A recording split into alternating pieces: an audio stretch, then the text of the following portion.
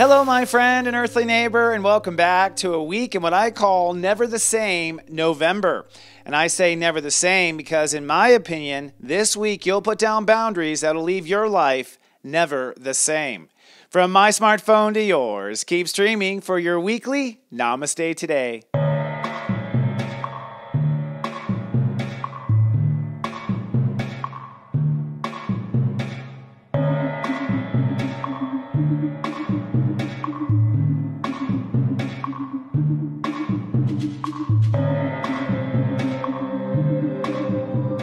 Hello and welcome to Namaste Today, a trusted way to kickstart that day. I'm your host and spiritual life coach, Sensei Christopher Witecki. So glad to see you, my friend. Welcome back. Namaste. Well, this week we move on to the rest of our life. In my opinion, we have turned our back on the karmic story we were born to, and this week you turn towards the story you were born to live. So in our segments this week, first I'm going to walk you through the week and talk about how the upcoming week is about expanding your trust and changing your life. Then later in our tea time, I'm going to talk about old black Lilith, who's now moving into Capricorn. But first, let's take a look at the week's moods and your zodiac weather. This zodiac weather is from Monday, November 6th to Friday, November 10th, 2017. Looking at your 5-day mood cast. Looking at the week at a glance, it looks like it begins a little dull and slowly climbs to joy. Let's drill down. On Monday, it's cloudy and pensive as your mind struggles to understand where the outer boundaries need to be drawn. On Tuesday, it's sunny and optimistic as a grand trine in water unites your emotions and brings you confidence. On Wednesday, it's cloudy but enlightening as a grand trine in water unites with Neptune and gives you higher spiritual advice. On Thursday, it's sunny and solid as step 17 rules the day and Black Lilith moves to Capricorn. And then on Friday, it's sunny and inspiring as a grand trine in fire unites your light and inspires you to move forward. Well, looking at the week ahead, we have 3 grand trines and a lot of inspiration. In our next segment this week, I'm going to walk you through the week and talk about those trines. Taking a peek at the upcoming week, I coined this week Expanding Trust. Now, to catch you up on our story, the year of 2017 has been nothing but transition. It's been very difficult for all my subscribers, my clients, and you, the viewer, who have written to me and left comments. And it's been due to the fact that, in my opinion, we have stepped away from the karmic story we were born to. And this last weekend, with the full moon in Taurus, we made the final step towards what I call the story we were born to live. So all of us was born with karma, with past life memories, with trauma, with bad spiritual habits, and this was the year we had to step out of it. Now that we have taken off those old crappy clothes, so to speak, it's now time this week to take the first step, maybe a baby step, towards the story you were born to live. And since we're in Scorpio, this mostly involves the personal boundaries that we draw with the outer world. In the first 11 steps of Scorpio, we are working on our personal boundaries with ourself, keeping our mind or our emotions, our ego from interfering with ourself, and also cutting out all of our karmic habits, memories, and behaviors. Now that we are moving forward in Scorpio, it's time to determine where we put boundaries on the outside of us that limit us from our personal potential. So this week, I believe what you're going to be doing is taking a good look at your outer world boundaries and expanding these boundaries to include your life's intentions and your personal dreams, also known as the story you were born to live. So I'm going to walk you through this week and talk about the planets. And as you're going to hear, we are rapidly growing in just 1 week. I mean, we just took off that old ratty karma clothing just over the weekend. And this week, we are already ready to get into a new outfit. Now, one of the things I want to talk about is that we're going to grow at a rapid rate due to a really powerful trine that happens all week long. Saturn has now hit step 25 Sagittarius. Now, the good news is step 25 nets to a 7, which is a high spiritual vibration. Saturn is where we're taking responsibility in our life. Sagittarius is our story. In fact, anything after step 20 involves the story you were born to live or the story of your future. So with Saturn at step 25, this means that for this entire week, you're going to be downloading from your higher self, or you'll be getting dreams, or you'll be getting symbols, or you'll be getting lots of signals. So pay attention to the synchronicities this week, because I think your higher self is speaking, but the universe is going to help guide you to your real story. So pay attention. Now, on top of that, Saturn is dead trining. That means at the exact same degree, Uranus retrograde in Aries, which is at step 25, Aries. Now, Uranus has been in Aries for some time, helping us to innovate our character, our ego, and our behavior. And now that it's retrograde, it means we're doing rewrites on our ego and our behavior. And with Saturn trining Uranus this whole week, it means that we're going to be literally rewriting our ego, rewriting our behavior, and coordinating it or tying it to the story we were born to live. And on top of that, both planets are at step 25, which means our ego's not making the decisions, our mind's not making the decision. What's making the decision is our higher self. So I consider that a huge blessing.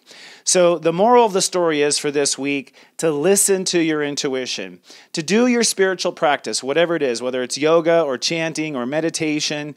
This is definitely the week where you want to listen. Remember, with the sun in Scorpio, the veil between life and death is a lot thinner, so you really should take the symbolism and the metaphors and all the signs you get very literally. Let them add up. In my opinion, it usually happens in threes, at least in my consciousness. So if I get a certain signal from someone, I'll hear it 2 more times in the week, and I'll take it seriously. So listen to those signs. Now, starting the week, on Monday, it's a steps 14 day. This is a day where we're going to start to bring our mind around and try to wrap our mind around where certain outer boundaries need to be drawn. And depending on your sun sign or your rising sign, you're probably analyzing that in very practical terms. In other words, you're analyzing the sense of boundaries in relationships or boundaries with your career or boundaries with money. But there's a higher picture as well, which is your overall philosophy of where the boundaries should be drawn.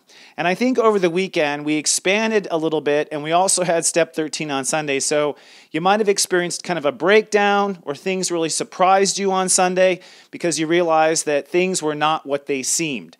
It's on Monday, in my opinion, that you really get to the clarity of that, but Monday won't be a day where you're going to do a lot of work in the outer world or get a lot of things accomplished, because really you're analyzing on the inner world, where do you belong, drawing certain lines outside of yourself. The moon will be in Gemini on Monday, so it's a good day to have conversations with relationships or people, and it's a good day to process how you really feel about things. You'll be able to get to the actual word for the feeling on Monday. Then on Tuesday, I predict it to be sunny and optimistic. Now, the moon moves into the early degrees of Cancer, which usually kind of boils up the emotions or the feelings that we haven't dealt with in the last month. So the beginning of Tuesday might be a little icky, but the cool thing is the moon is creating what we call a grand trine in water. The moon will trine to Jupiter in Scorpio and down to Neptune in Pisces. And what that does is unite your emotional water signs. And so you get a real clarity about how you really feel about certain things. And I think because of the sun being at step 15, your heart is also going to express its opinion. So I believe that you're going to be able to kind of get rid of some emotional baggage that prevents you from moving forward in your personal story. And I think you're going to feel emotionally solid. So that's really a nice blessing with that grand trine in water. It helps us to mature. On Wednesday, I'm calling it cloudy but enlightening. Step 16 rules the day, which means it's going to be a spiritual day. It nets to a 7. So Wednesday, or between Tuesday and Wednesday, that's probably the time where you get most of your guidance from the other side, your guides, your intuition, etc. So pay very close attention to whatever signals you get on Tuesday into Wednesday. And that grand trine in water continues on Wednesday, except now the moon is trining the sun, which is trining Neptune and back to the moon. So this means our heart, our emotions, and our higher self are all united into one bandwidth of emotion and understanding. And I'm predicting that on Wednesday, we all sort of emotionally grow up. Another interesting major aspect on Wednesday is there's a grand square. A grand square is when 4 planets all form a 90-degree angle to one another. And what it means is that we are kind of held up by fear to some degrees, like something stops us in our tracks. But I think with that grand trine in water underneath the grand square, the universe is literally saying stop and listen for a second. So Wednesday will not be a day where you probably can get a lot of business done. Everyone's going to feel kind of tied up and in spiritual traffic, so to speak. And the point of Wednesday is to go in, go deep, and emotionally come to some revelations about yourself. So you'll probably have a huge day of personal maturing on Wednesday. Then on Thursday, the sun comes back out. The moon moves into I Love Me, Leo, and step 17 rules the day. So step 17 nets to an 8, which means it's a decision day, a day where you take action in your life. And so on Thursday, this is the day where I predict you'll probably make some concrete decisions about where a certain boundary outside of yourself should be drawn. And you'll probably come up with an overall philosophy for how all boundaries should be drawn from this point forward. And I give the credit to the moon in Leo because you're emotionally starting to feel that energy that we felt back in August when we had the total solar eclipse, American solar eclipse, if you remember correctly. A lot of heartfelt expansion. So I think we're starting to feel the dream come back alive on Thursday. And then on Friday is going to be sunny and super inspiring. So I think Friday is kind of like the cherry on top. It's where you get the Sunday for all your work. We have a grand trine on Friday in fire. Fire is inspiration. It's creativity. And so I think after doing this emotional cleansing through the week with the water grand trines and all this calculating of where the boundary is, by Friday, you're feeling really good. You're feeling really solid. You're ready to move forward. And that grand trine, interestingly enough, is between the moon in Leo, which will be crossing the North Node also, which is our overall direction of where we're going in life, down to Saturn at step 25 Sagittarius, and over to Uranus retrograde at step 25 Aries. So on Friday, you get a real feel for what your heart wants, what the next step of your story is, and how you need to make changes in your ego or your behavior to get the job done. So I believe this week is going to be a powerful week where we're expanding our trust in ourselves, we're changing our boundary nature, and we're really getting our course forward for the story we're born to live. Now, there's another interesting, darker part of this story, and her name is Old Black Lilith. Go steep yourself some tea, and let's have our weekly tea time.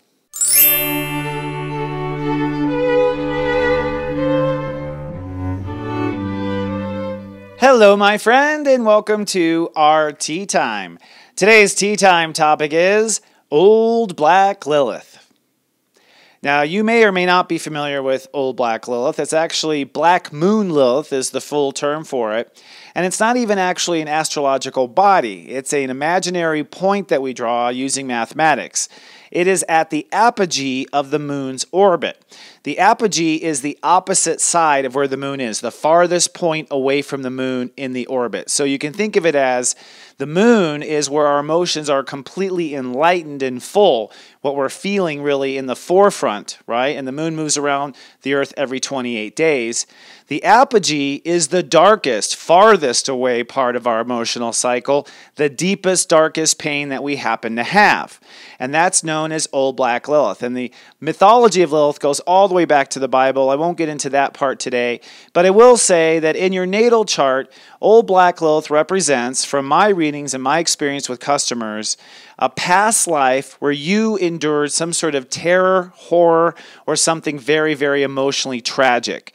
So it basically represents sort of a spiritual bruise that we have, and that spiritual bruise usually creates a bit of a hang-up for us. Now, in current transits, when you're transiting Black Lilith, it represents the area where we are expunging and working through whatever darkness and drama we happen to have in that given sign.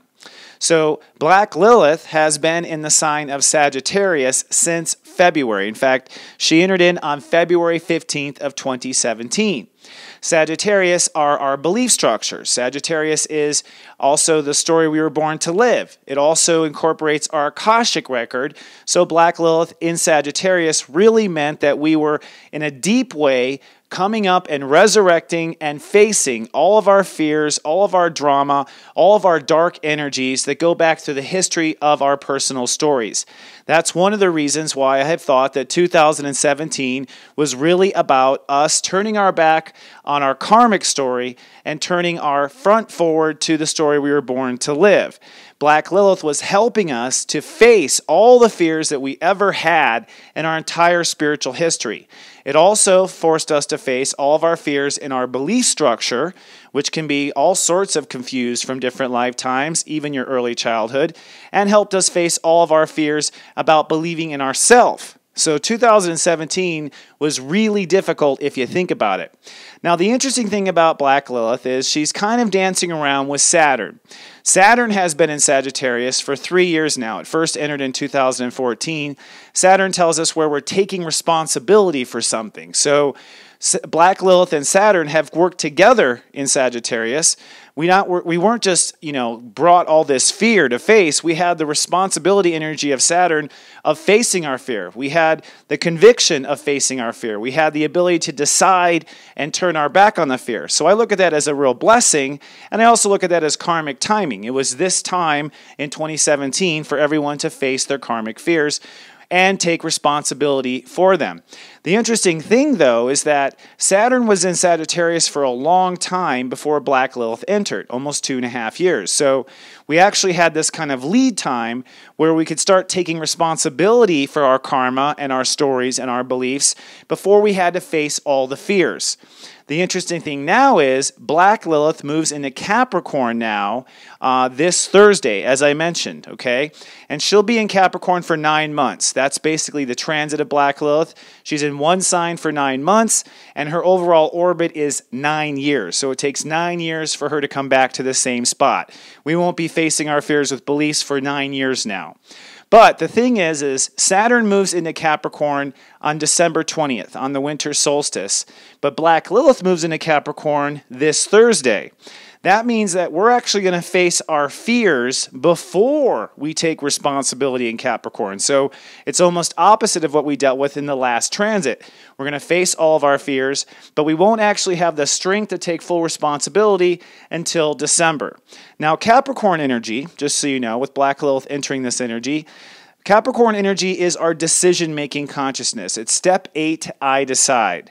So everything that goes into our decision-making, all of the decisions that we have made that we have regretted, that'll be part of the Black Lilith transit of, oh, I regret making that decision when I was 25. Oh, I regret making that. You'll have to face all that sort of thing.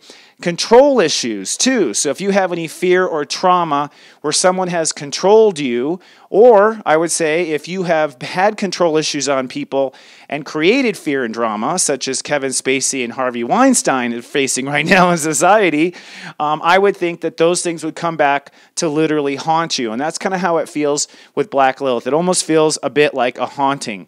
Now, Black Lilith is going to be in Capricorn from November 9th until August 7th of 2018. So we start her transit now, and she ends in this actually next summer. And I'll be talking a little bit later about 2018 as a whole, because 2018 does look incredibly challenging, to be honest, particularly around August. So it's good that we're going to have most of our control issues out of the way, at least our fears about control, before the heat kind of like rises on us facing our personal karma, which like I said, begins kind of like next August. The interesting thing about Black Lilith when she leaves Capricorn is she's going to go into Aquarius, and in August, Black Lilith will be opposing the North Node in Leo. So this will be a huge turning point next year. That happens on September 3rd of 2018, and that'll be literally where we have to choose between our fears in Aquarius and where we're supposed to head into our heart. So the tension will get a bit higher at that time. So what I wanted to do for each of the 12 signs today is talk about where Black Lilith was focusing on you for this entire year, so you can kind of put some closure to that and understand what that was about. And I'll be talking about where Black Lilith will be focusing in the upcoming year. And I do want to say, as always, it's probably good for you to listen to this with your sun sign in mind, which is the story of who you are in the moment is your sun sign. And also think of your rising sign. That is your B story, or the story of who you're trying to become. Okay, I'm a Leo rising. Our rising sign is always the sign we're trying to stand up and be, but we're not always our rising. We're quite often mostly our sun sign. So listen to both. So let's begin first with the Aries. The Aries have been, with Black Lilith and Sagittarius, being the purebreds of the zodiac, they're always expressing the pure form of the transit. And Aries for the last year have really faced all their fears around beliefs, their religion, and their life purpose. So I've actually had a lot of Aries clients who literally this year have been purging some of the scars that they have had from their early childhood and religious experiences, or even if they're aware of their past life memories where they were, prosecuted for their religion or their beliefs. A lot of hanged and burned witches actually are my clients, and everyone's been purging that. So those fears are over, and the good news is Aries is no longer afraid to move forward and afraid to get onto their life path. Now that Black Lilith moves into Capricorn, Aries and Aries risings are going to be now facing their fears around decisions, around their careers, and around their legacy. So if you're an Aries or an Aries rising and you're afraid that this lifetime won't amount to much, you'll be facing and conquering those fears beginning on Thursday. The Tauruses have been in the last 9 months purging all their fears of trusting themselves and transforming their lives. And I have to say right now, that's so true. You know what I mean? Like this whole year, I swear to God, I've never been so afraid to make changes in my life. Just at some point, like paralyzed of not knowing what to do, just looking at all the stuff I had to do and scared about making the changes. And I knew the fear was irrational. I knew it was. And I also knew it was Black Lilith. Now, I went through my Black Lilith return, which is when Black Lilith returns to the point it was at your birth. So I think my volume of fear was a bit higher than the average Joe or Jane. But Tauruses were facing their fears about change. You know, they say Tauruses are stubborn. Yeah, here's why. We have fears of making changes. Now that Black Lilith is moving into Capricorn, Tauruses will now face any kind of fears that they have with their beliefs, with their religion, with their life purpose. And a lot of Tauruses are full of a lot of fear that they won't be able to manifest or come to term with what they're trying to create. So it's like a cow being afraid not to produce milk. But I do believe it's going to be cleared out, especially with Saturn in Capricorn in December. Tauruses will be just fine. Geminis just spent the last 9 months facing fears with relationships. And I have to say that's very true with my clients. A lot of Geminis afraid of being alone, afraid of not finding their twin, and they were deep in relationship kind of drama and saga. Now that Black Lilith is moving into Capricorn, Geminis will face their fears of changes. So you'll be facing fears about boundaries, facing fears about sex, facing fears about comfort zones. A lot of Geminis are super picky. They won't do this and they won't do that. But the universe is saying, nope, it's time to get out of your head and start feeling through the boundaries and facing the fear. Cancers just spent the last 9 months facing fears about their health. So if they had health problems, their work environment, being trapped in the worst job in the world, and their overall lifestyle. A lot of Cancers wondering if life will ever get better. I heard that a lot from the Cancers. But that fear is over now, Cancer. You're now working to face your fears in marriage, which means facing fears with yourself and how you approach yourself in your own relationship, and facing fears in long-term relationships. So I got to say the number one complaint I get about from Cancers in readings and also in comments is that they are afraid they won't find the love that they deserve because they're so giving and they never get that in return. So Cancers, you got to face that fear about relationships, and then Saturn's going to move here to make it happen for you, so don't worry. Leos have really had a hard time, and Leo risings. Again, here I am. I'm a Leo rising. Leos and Leo risings were facing fears about their heart not getting what it deserves. And they've had that fear since February 15th, focusing on, will their dreams come true? Will they have true love? Will they be able to be creative? Will they be able to shine? Those are all the big questions, very deep questions for Leos if you know them. Now Leos are going to face fears about their health, face fears about their work style, face fears about the way they live day to day, the quality of their day, and their daily routine. So if they're afraid they're going to be trapped in a loveless situation or trapped in a loveless job, you'll face those fears for the next 9 months, Leo. Virgos just spent the last 9 months working on fears in their emotions. So Virgos were doing our emotions are what carry our fears, frankly. Remember, your emotional state of awareness is the state of awareness that holds information about all states of awareness. So Virgos had a huge clearing out, okay? They had to face basically every fear that they have, but mostly fears that harbor in their emotions, harbor from their family. So Virgos had to face their early childhood drama and family issues, and also about security. A lot of Virgos feeling insecure about life altogether, and Black Lilith said you got to face those fears. Now that Black Lilith is moving into Capricorn, Virgos will now face fears around love. And that's a biggie for Virgos too, because Virgos quite often ask me, will they find love? And the answer is yes, you will, but you must face your fears first. So Virgos will face their fears around love, around creativity, and around their personal dreams, whether or not their personal dreams can come true or not. Libras have been facing fears around their mental health for the last 9 months. And actually, Libras have been pretty tight-lipped about this. I actually had to kind of drill down on them because they are good at hiding things. And I've said to a lot of Libras in the last 9 months, are you afraid of being crazy? You know what I mean? And they go back and forth, and there's so much in their head. I think a lot of them, were afraid of being crazy, but that was just a fear. Remember, if you're crazy, you don't realize you're crazy. Crazy people think other people are crazy. But Libras had to face anything about their thinking, their mental health, their attitude, and also fears around conversation. So was I heard wrong? Did that person get what I was trying to say? That sort of thing. Now that Black Lilith is moving into Capricorn, Libras will face fears around their childhood. So Libras will face their childhood fears, emotions, and their emotional life. A lot of Librans don't even live in their emotions. They tend to want to stay in their minds. So this will be a little heavier for you in the next 9 months than usual, Libra, a little darker cloud, just because you're going to be forced to feel this stuff. And any issues with your home life or your personal security. And personal security is another hot topic for Libras. Being that very delicate scale, they often feel very insecure unless things are just running totally smooth. Scorpios just spent the last 9 months facing fears about their self-worth. So a lot of Scorpios were afraid they would never amount up to anything, afraid they would not make the money they deserve, afraid that they couldn't be productive and make valuable things out of their life. And I spoke to a lot of Scorpios. I'm really close to so many of them. And yes, indeed, they were facing all their fears about being valuable and feeling confident about who they are. Now that Black Lilith is moving into Capricorn, Scorpios will now face fears around their mental health, their thoughts, and their attitude. And I have to say, this will probably be pretty easy for the Scorpios because I have not witnessed much fear about Scorpios in their thinking.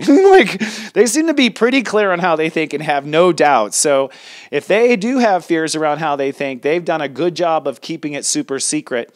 But I think they also get extra credit here from the universe because Jupiter has moved into Scorpio. So this is not going to be difficult for them. For once, Scorpio, you get off, you get out of detention. It's not going to be hard for you. Sagittariuses have had it rough, okay? I've talked to the Sagittarius this last year. Black Lilith was in their sign. So they had to face all their fears about behavior, about misbehavior, So a lot of them lived in a lot of guilt and felt guilty and bad about having misbehaved in the past or going too far.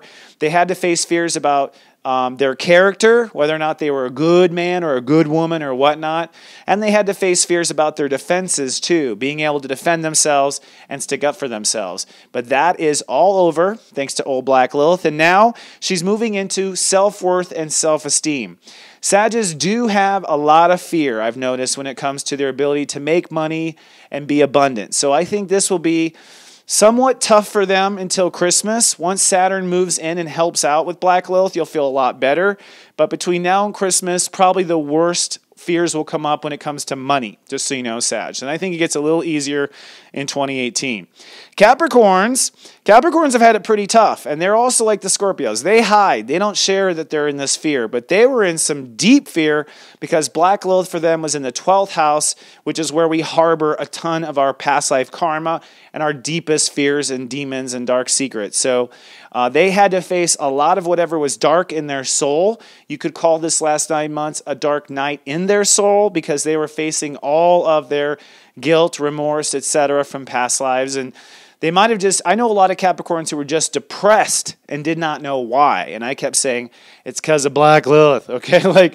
You just maybe need some past life regression or something. But the good news is, I think it's going to get a whole lot easier, but still challenging as Black Lilith moves into your sign, Capricorn and Capricorn risings.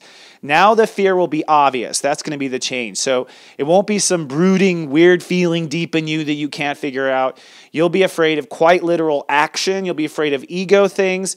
You'll be afraid of other people's ego. You'll be afraid of facing your behavior issues, facing your character issues, okay?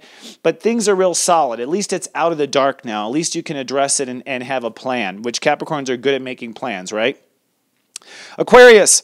Aquarius were facing fears about them in society. And I know a lot of Aquariuses, and this is totally true. They've been fearing the whole year, it seems, that they're not going to find their place in the world, that they're never going to find the right job, that they're never going to find people like them.